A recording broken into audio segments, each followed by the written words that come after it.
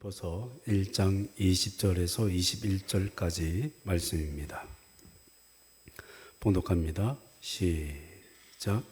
나의 간절한 기대와 소망을 따라 아무 일에든지 부끄러워하지 아니하고 지금도 전과 같이 온전히 담대하여 살든지 죽든지 내 몸에서 그리스도가 존귀하게 되게 하려 하나니 이는 내게 사는 것이 그리스도니 죽는 것도 유익함이라. 아멘. 자, 우리 인사 한번 나누겠습니다. 여러분 어떻습니까? 우리 좌우 옆에 계신 분에게 사랑의 하트로 인사 나눕니다. 좋은 날입니다.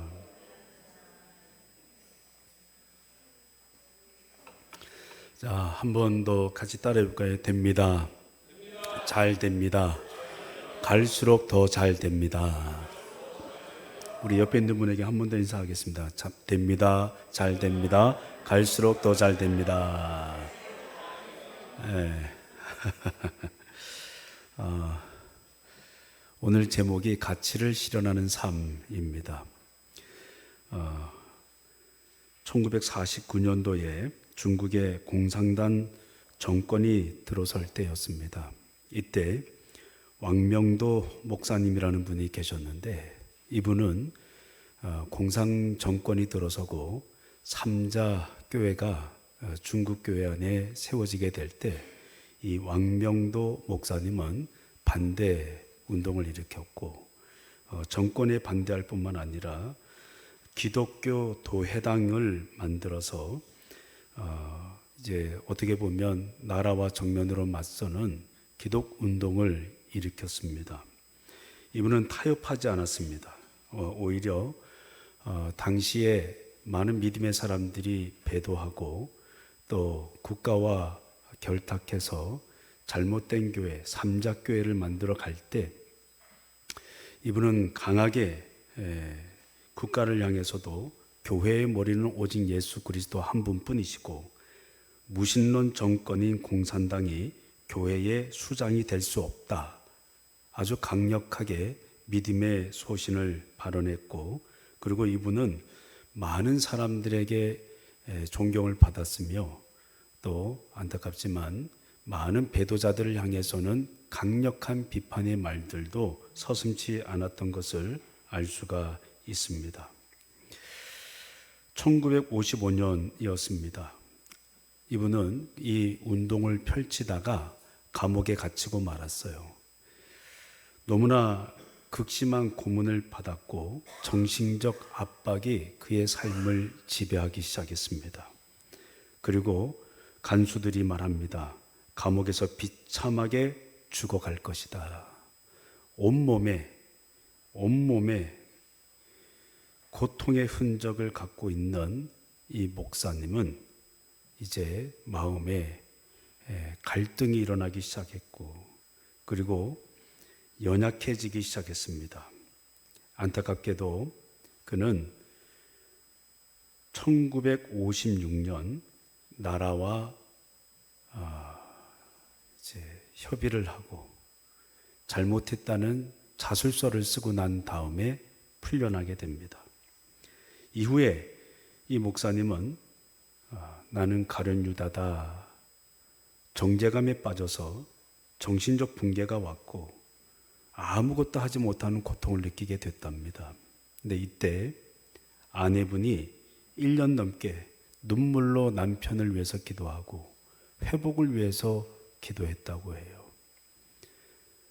감사하게도 1년 만에 이 목사님이 회복되고 난 뒤에 바로 감옥으로 찾아갑니다.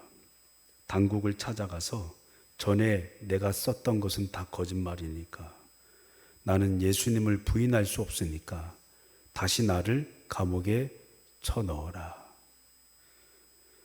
그래서 이분은 그의 인생의 황금기였던 50대부터 80대까지 감옥에서 23년 동안을 감옥살이를 합니다. 나이가 들고 80대가 되면서 여러분 감옥에 있는다는 것은 쉬운 일이 아니죠. 그런데 그의 영혼에 젊을 때나 나이 들었을 때나 여전히 변함없이 함께 하신 한 분 주님이 계셨어요. 그 주님이요, 이 목사님 안에 기쁨을 불어넣으시는 거예요. 생명을 불어넣으시는 거예요. 그래서 이 감옥 안에서 이분은 오히려 하나님을 찬양해요. 하나님을 기뻐 노래하기 시작해요. 할렐루야. 여러분, 진정한 가치를 경험한 사람은 어줍지 않은 세상의 가치를 가지고 살 수 없는 것입니다. 진짜 가치를 가지고 있고 진짜 가치를 경험한 사람은 여러분 진정한 가치에 자신의 삶을 올려드리는 것입니다. 아멘. 저와 여러분, 예수 그리스도라는 진짜 생명을 소유한 믿음의 사람인 줄로 믿습니다. 오늘 바울은 빌립보 교회를 향해서 편지를 씁니다. 그는 AD 52년경 2차 전도 여행 때 자주장사 루디아와 한 간수를 통해서 빌립보에 교회를 세울 수 있었어요. 교회를 세우고 또다시 전도 여행을 간 시점에서 안타깝지만 빌립보 교회 안에 여러 가지 문제를 바울이 듣게 됩니다. 그것은 분파주의가 일어나고 있다는 사실이었습니다. 이상하죠? 예수 그리스도를 한 머리로 세워진 교회. 여러분, 우리는 그리스도를 머리로 모시고 한 몸을 이룬 것입니다. 아멘. 그런데 분파가 웬 말입니까? 끼리끼리가 웬 말입니까? 있을 수가 없는 일이에요. 네. 여러분, 혈액이 온몸을 흐를 때 이 혈액이 한 곳에서 딱 막히면 어떻게 돼요? 만약 여기까지 피가 통하고 이 이후부터 손목 이후부터 피가 안 통하면 이 손은 어떻게 돼요? 예? 썩죠. 죽는 거예요. 교회의 몸도 마찬가지예요. 한 성령을 통하여 우리 각 개개인의 지체에게 성령이 교통하시거든요. 근데 이 교통하시는 이 성령을 통하여 우리가 한 몸이 되어지는 것인데, 이 몸에 이쪽까지 왔다가 여기서 끊어지고 자기끼리 있는 거예요. 그 한 몸이 아니지. 썩어질 수밖에 없는 거예요. 여러분, 교회는 나를 중심으로 모이는 것이 아니고 예수 그리스도를 중심으로 모이는 것이 교회인 줄로 믿습니다. 나를 중심으로 모이면 성도를 용납할 수가 없어요. 내 가치관으로 사람을 보면 그 사람을 인정하기가 어려워요. 그러나 우리가 용납할 수 있고 함께 할 수 있고 격려할 수 있고 세울 수 있는 이유는 예수 그리스도를 머리로 세웠기 때문에 가능한 줄로 믿습니다. 그런데 이상해요. 초대교회도 성령을 경험하고 말씀의 능력을 경험하고 은혜가 넘쳐났지만 그리스도를 중심으로 모인 교회가 분파주의가 형성이 되기 시작하는 거예요. 이뿐만 아니라 교회 안에 복음에 대한 적대적인 관점을 가진 유대주의자들이 나왔고 쾌락주의자들이 빌립보 교회 안에 나타나기 시작한 거예요. 믿음의 사람은 자신의 기쁨을 위해서 살지 않습니다. 우리의 최고의 가치는 예수 그리스도 한 분이기 때문에 진짜 가치를 발견한 교회는 주님만을 위해서 사는 것입니다. 아멘. 저는 가끔 이런 얘기가 여러분 어떻게 들릴지 모르겠지만 속으로 마음속에 여러분 코미디다라고 생각할 때가 있어요. 그게 뭐냐 하면 여러분 나도 죄인이고 여러분도 죄인이잖아요. 아닌가? 나는 죄인이 아닙니다. 손 한번 들어봐요. 우리 다 죄인이잖아요. 그렇죠? 근데 죄인끼리 손가락질하는 거, 저는 이건 코미디라고 생각해요. 예. 여러분, 교회는 죄인들이 오는 곳이에요. 아멘.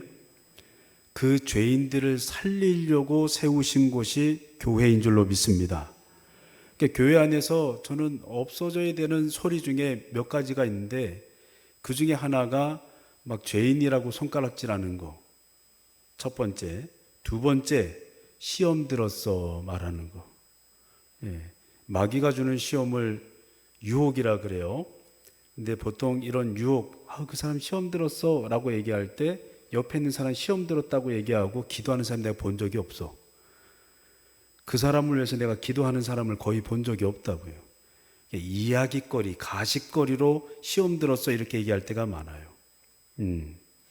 여러분, 내 옆 사람이 마귀의 유혹을 받아가지고 넘어졌어요. 쓰러졌어요. 무릎팍이 깨지고 발바닥이 깨졌어요. 마귀가 유혹했다고요. 그러면 우리는 어떻게 해야 돼요? 마귀를 향해서 대적 기도를 해야지. 시험 들었어 하면서 이야기거리로 막 돌아다니면서 이러고 있어요.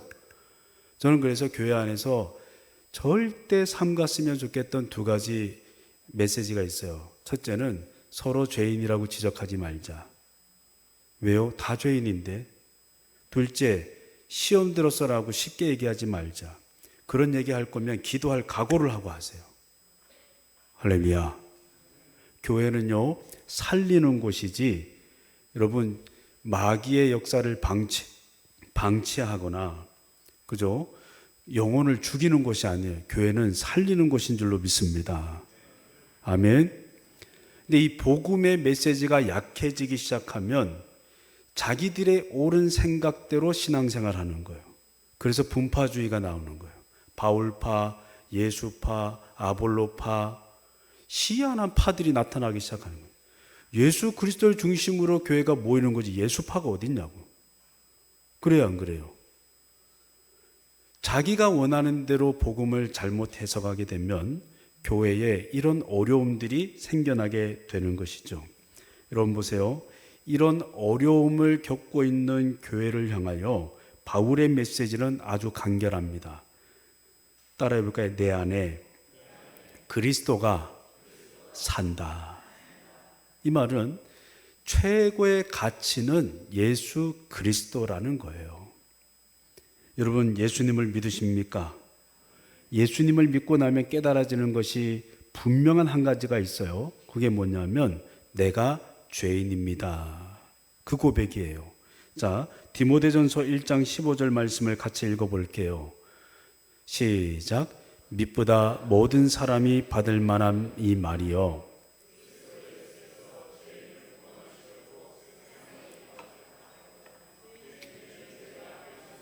예, 여기서 내가 괴순이라, 죄인 중에 괴순이라 이 말은 우두머리, 죄인 중에 우두머리다 이런 뜻이에요. 이상하죠? 바울은 엄청난 성령의 역사와 하나님의 종으로 쓰임받았잖아요. 근데 그가 나는 죄인 중에 우두머리였다라고 표현하고 있어요. 보세요. 은혜를 크게 경험할수록 신앙인은 자신이 얼마나 큰 죄인인지를 깨닫는 법입니다. 그래서 은혜를 크게 깨달을수록 죄를 지적할 수 없는 거예요. 왜요? 내가 죄인이라는 사실이 너무 분명하게 깨달아지기 때문에 다른 사람을 함부로 평가할 수가 없는 거예요. 여러분 믿으시면 아멘. 아멘. 근데 반대로 내가 누군가를 쉽게 평가하고 있다. 그건 지금 내 안에 뭐가 약해진 거예요? 믿음이 약해지고 은혜가 약해진 거예요. 내 입에서 독설이 나가고 있다. 여러분 그건 지금 내 안에 은혜가 떨어지고 있는 거예요. 예. 제가 강단에서 은혜가 떨어지면 어떤 말이 많이 나올까요? 율법주의적인 메시지가 나가기 시작하는 거예요. 그러면 성도님들의 영이 상하는 거예요.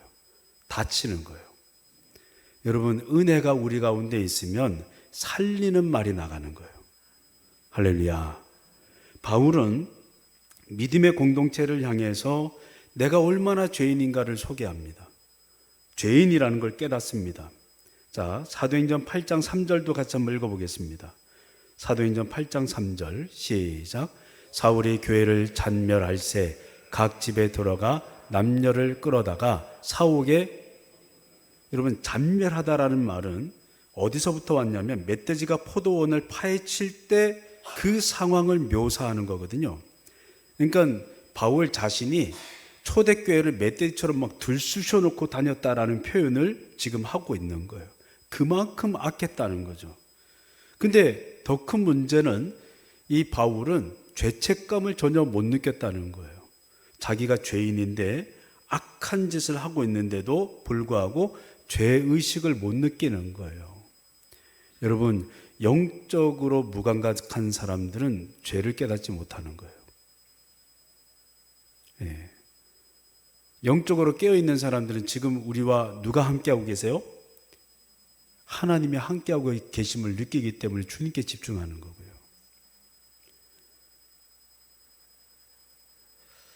근데 하나님께서 다메섹 도상에서 사도 바울을 만납니다. 누구를 만나요? 바울을 만납니다. 바울이 누군데요? 죄인 중에 괴수고 멧돼지처럼 공동체를 막 뒤집어 엎어 놓은 사람인데, 주님이 다메섹 도상에서 누구를 만나요? 바울을 만납니다. 예수님은 살리러 오셨습니다. 누구를요? 죄인을요. 옆에 있는 분 한번 보세요. 이분이 죄인인가 아닌가 한번 보세요. 죄인처럼 보여요? 언제 봤다고 죄인이라고 그래요? 주님은요, 죄인을 구원하러 오셨습니다. 그래서 교회 안에 자꾸 일어나야 될 운동은 뭐냐면 살리는 운동이에요. 연약한 지체를 격려하고 이렇게 세우고 복음의 메시지를 내 삶을 통해서 보여주면서 그들이 주님을 경험할 수 있도록 자꾸 돕는 역할을 누가 해야 됩니까? 내가 해야 되는 거예요. 여러분, 세상에서 엉망진창으로 살다가 그래도 교회에 왔으면 감사한 거 아니에요? 교회 왔는데 내가 볼 때 좀 마음에 안 들어. 좀 부족한 면이 있을 수 있어. 그날따라 목사님이 왜 넥타이를 삐뚤게 맸는지, 넥타이 핀은 왜 이렇게 위로 올라갔는지, 가름만은 왜 여기가 아니고 여기로 맸는지, 여러분, 내 마음에 안 드는 게 있을 수 있지만 교회는 영혼을 살리는 곳이에요. 부족함이 보여도 잘할 수 있어.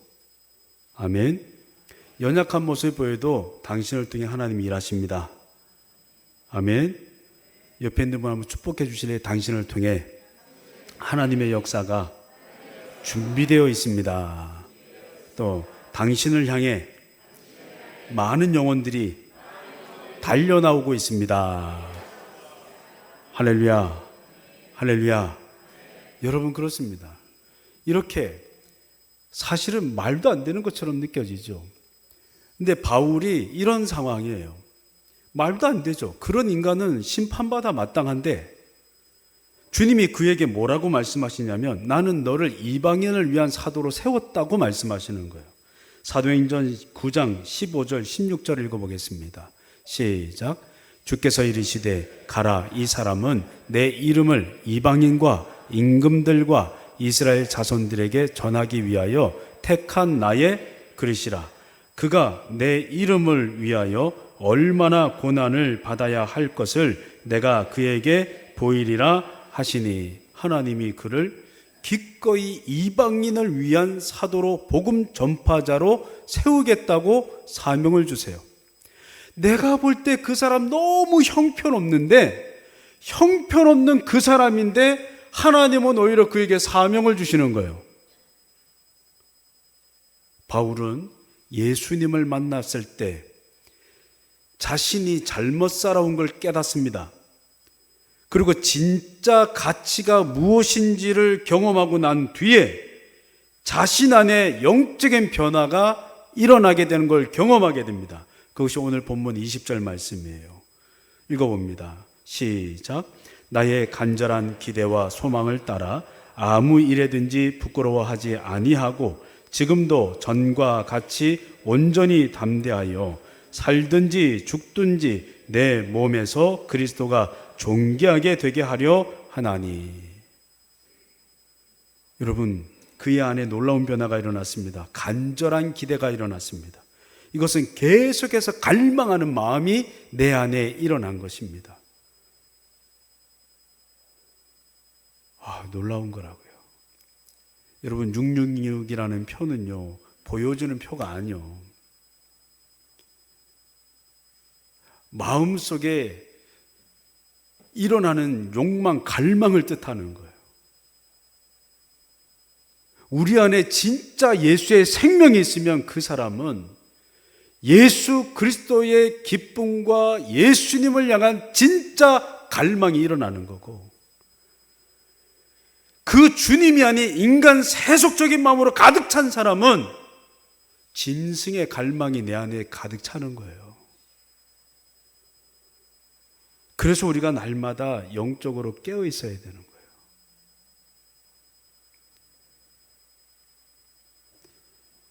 바울 안에 자꾸 예수의 갈망이 일어나요. 그는 가말리아 문화에서 율법을 배웠고 바리새인이었고 로마의 시민권자였고 산헤드린 공회의 회원이었습니다. 무슨 말이냐면 세상에서 가질 거 다 가졌다는 얘기죠. 세상에서 가질 거 다 가졌다는 얘기입니다. 근데 그걸 모두 다 바울은 버립니다. 왜요? 진짜 갈망할 수 있는 대상인 예수님을 만났기 때문이죠. 여러분, 너무 많이 가진 사람들 부러워하시지만, 여러분 너무 많이 가졌기 때문에 예수님을 제대로 못 보는 사람도 세상에 많습니다. 다만 저와 여러분들 많이 가지고 많이 주님을 사랑하고 많이 주님을 위해서 헌신할 수 있기를 주의 이름으로 축복합니다. 바울은요, 진짜를 발견했어요. 진짜를 발견하고 난 뒤에 가짜를 더 이상 받아들일 수가 없는 거예요. 벨 깁슨이라는 여인을 들어보셨어요? 자, 화면을 한번 보세요. 이 여인은 자신이 뇌종양으로 걸려서 시한부 인생을 살았다고 말했습니다.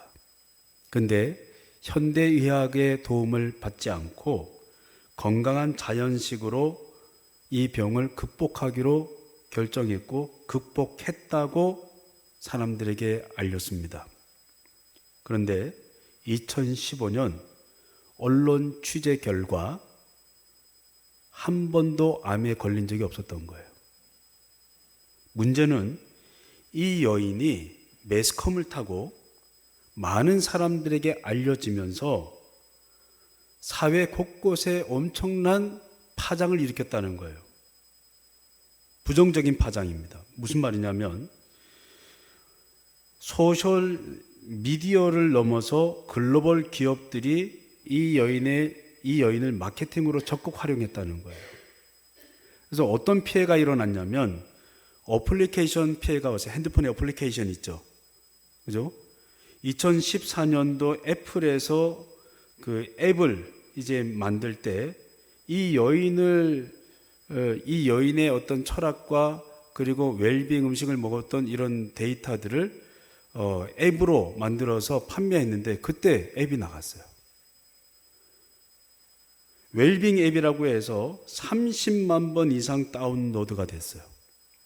얼마나 많은 사람들이 이 앱을 받겠어요? 이걸 추종했겠어요? 두 번째, 도서 출판 피해가 왔어요. 펭귄 북스라는 이 출판사를 통해서 이 여인의 레시피와 수기가 담긴 책, 이 책들이 호주, 미국, 영국 등지에 대대적으로 출판 판매가 됐어요. 경제적 피해도 일어났어요. 이 사기극 때문에 최소 42만 호주 달러로 당시 한화 약 3억 6천만 원 정도가 이 여인이 수입을 얻었다고 그래요. 많은 사람들이 피해를 봤다고 합니다. 잘못된 정보.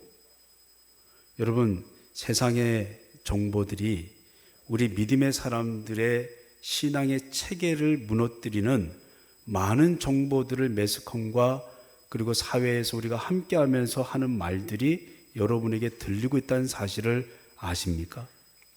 심지어 교회 안에서도 예수님을 위해서 사는 것보다 적당히 살아 내지는 그만해도 괜찮아 내지는 마치 예수님을 위해서 열심히 내거나 예수님을 위해서 헌신하는 일들이 부끄럽거나 가치 없는 것처럼 소개되는 이 일들이 종종 있다는 걸 아십니까? 여러분, 최고의 가치를 깨닫는다면, 예를 들어 오늘도 예배를 마치고 나면 제가 문 밖에서 여러분 한 사람당 100억씩 드리겠습니다. 그러면 저를 줄 서서 기다리시겠어요? 안 기다리시겠어요? 무조건 기다리겠지. 왜요? 100억의 가치를 아니까. 예수의 가치를 깨달은 사람은 주님을 위해서 헌신하는 게 아깝지 않아요. 주님을 위해서 내 인생을 드리는 게 아깝지 않아요. 주님을 위해 사는 것을 영광스럽게 생각하는 거예요. 그러나 세상의 가치는 예수의 가치를 폄하하고 진정한 생명과 능력의 의미를 상쇄시키고 주님을 위해 사는 것이 무의미한 것처럼 우리의 마음을, 우리의 생각을 설득하는 거예요. 대충 살아도 돼, 양다리 걸쳐도 돼, 방탕하게 살아도 돼, 주님 맨날 용서해 주시는데, 술 먹고 마음대로 살아도 돼, 행패 부려도 돼, 깡패처럼 살아도 돼. 여러분, 진짜 가치를 발견한 사람은 주님을 위해서 사는 거예요. 바울은 아깝지 않아요. 왜요? 진짜 가치를 만났으니까. 진짜 가치를 경험했으니까. 여러분 보세요. 바울이 주님을 위해서 살았네요. 그러면 제가 질문할게요. 바울을 위해서 설교해 주는 설교자가 있었나요? 있나요? 있나요? 바울은 날마다 말씀을 묵상하고 그 말씀 가운데 성령이 인도하시는 음성을 듣고 기도하면서 하나님 주신 은혜를 경험하여 날마다 일어서는 법을 배운 거예요. 할렐루야. 아이, 그날 설교가 안 좋아가지고 오늘은 은혜가 없어, 이런 얘기 말고요.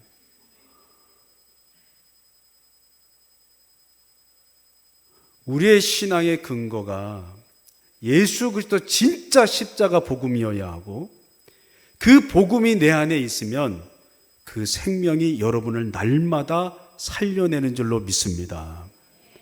여러분, 진짜 가치를 아는 사람은 세상에 잡다한 것을 붙잡고 살지 않습니다. 빌립보서 3장 8절 말씀 같이 읽어볼게요. 읽습니다. 시작. 또한 모든 것을 해로 여김은 내 주 그리스도 예수를 아는 지식이 가장 고상하기 때문이라. 내가 그를 위하여 모든 것을 잃어버리고 배설물로 여김은 그리스도를 얻고. 여러분, 배설물이라는 것은 어떤 의미도 있냐면 개에게 던지는 것이라는 뜻이 있어요. 내가 지금까지 가져왔고 누려왔던 모든 것들을 뭐로 여긴 거예요? 개에게 던지는 것으로, 더러운 것으로. 진짜 가치를 바울은 경험하고 삶이 바뀐 거예요. 그래서 그의 고백은 오늘 본문 빌립보서 1장 21절로 연결됩니다. 읽습니다. 시작. 이는 내게 사는 것이 그리스도니 죽는 것도 뭐까지 유익해요? 죽음도 유익하대요. 왜요? 진짜 가치를 발견하고 나니까. 막 나한테 조금만 손해가 오면 막 벌벌 떠는 게 아니고, 내 명예가 조금만 실추되면 벌벌 떠는 그런 거 말고요. 진짜 주님을 위해서 내가 헌신하다가 죽어도 괜찮다는 거예요. 할렐루야.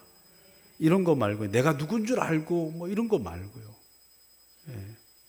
저는 목회를 하면서 내려놓은 것들이 있어요. 대우받으려고 하지 않는다.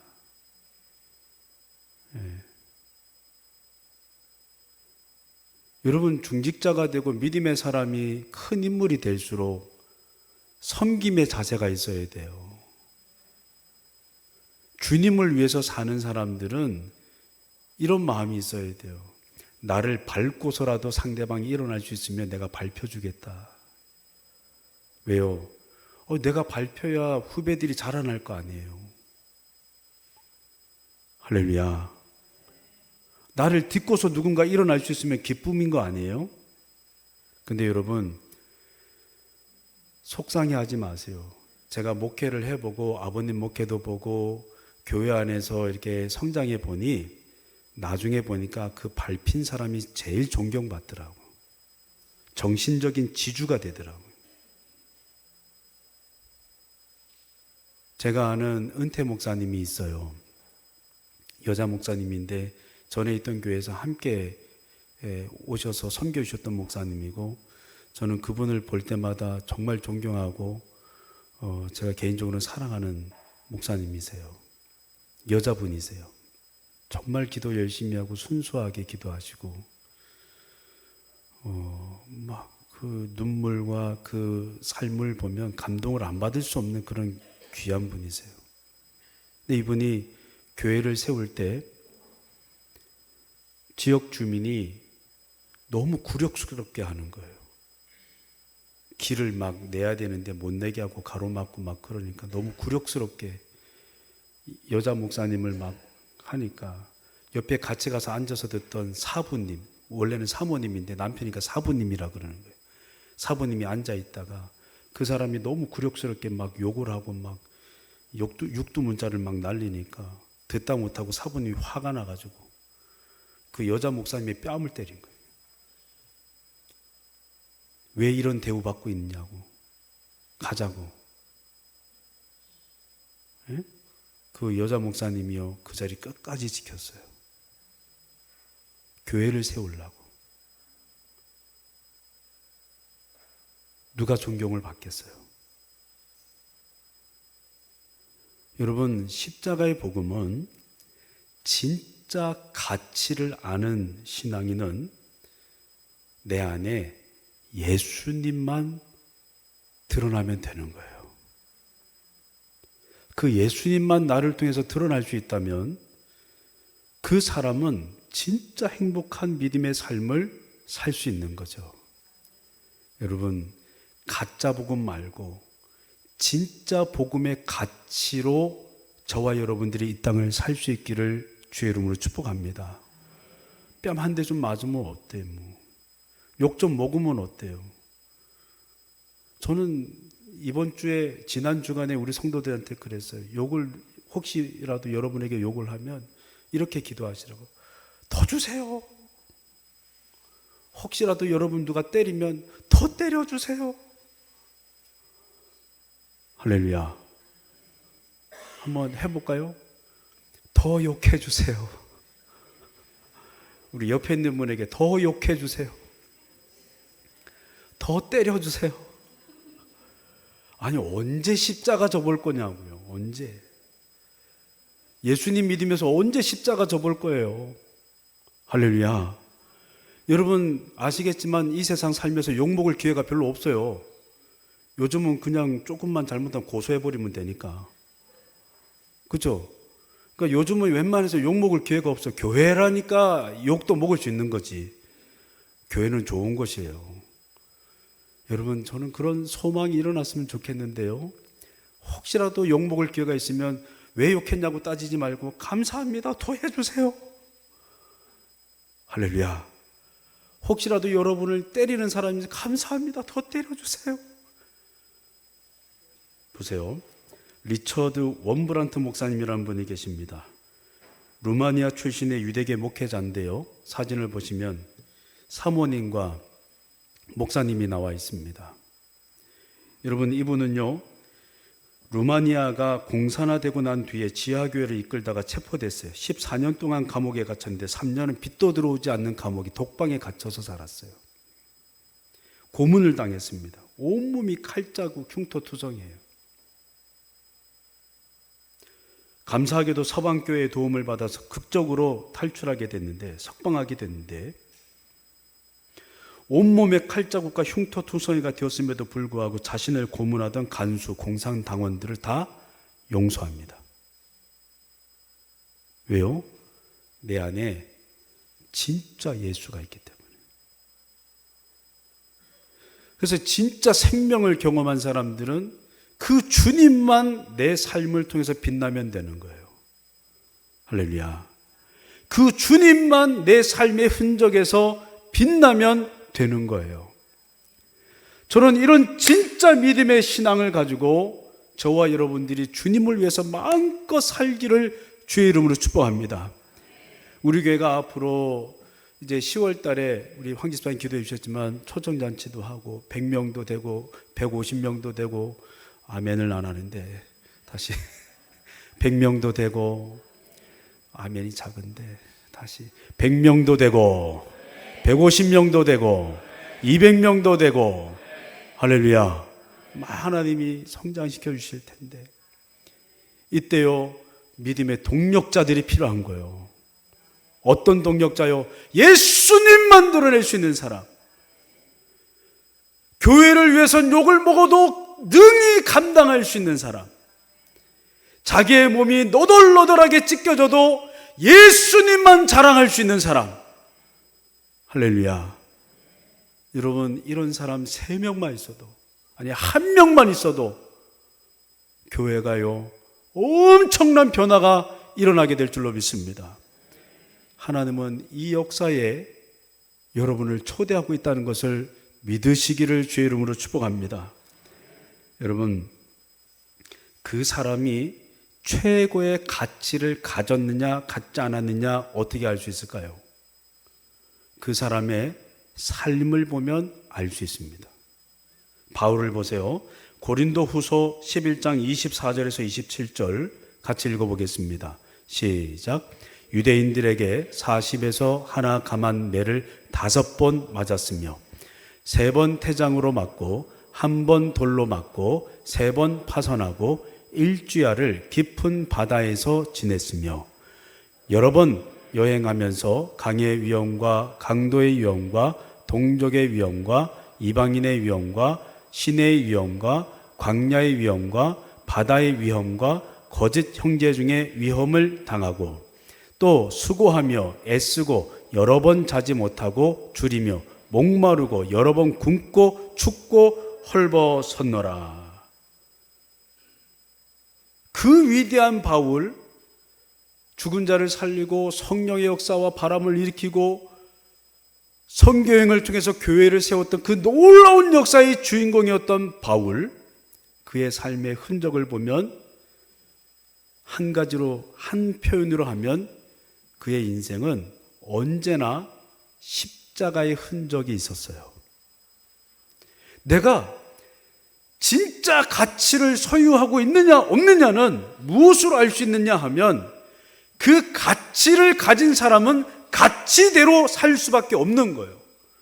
돈의 가치가 충만한 사람은 믿는 것보다 돈에 우선순위를 두는 거고, 명예의 가치가 우선순위에 있는 사람은 믿는 것보다 명예의 우선순위를 두는 거고, 믿음의 가치를 우선순위를 두는 사람은 일을 할 때도 기도하고 시작하는 거예요. 할렐루야. 어떤 모임을 하든 기도하고 주님 앞에 맡기고 시작하는 거예요. 할렐루야. 사랑하는 성도 여러분, 우리 함께 진짜 가치를 소유하고 그 가치를 실현할 수 있는 믿음의 삶을 살 수 있기를 주님의 이름으로 축복합니다. 바울처럼, 그리고 여러분이 존경했던 많은 신앙의 선배들처럼 우리의 길도 부끄럽지 않게 걸어갈 수 있는 은혜가 있기를 한 번 더 축복합니다. 기도하겠습니다.